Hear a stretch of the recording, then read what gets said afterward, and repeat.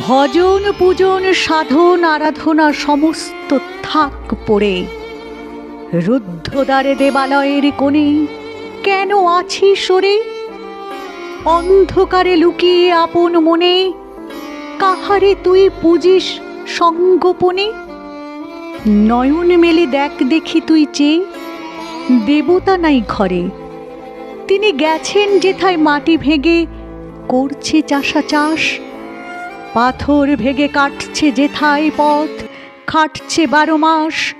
রৌদ্রে জ্বলে আছেন সবার সাথে, ধুলা তাহার লেগেছে 2 হাতে।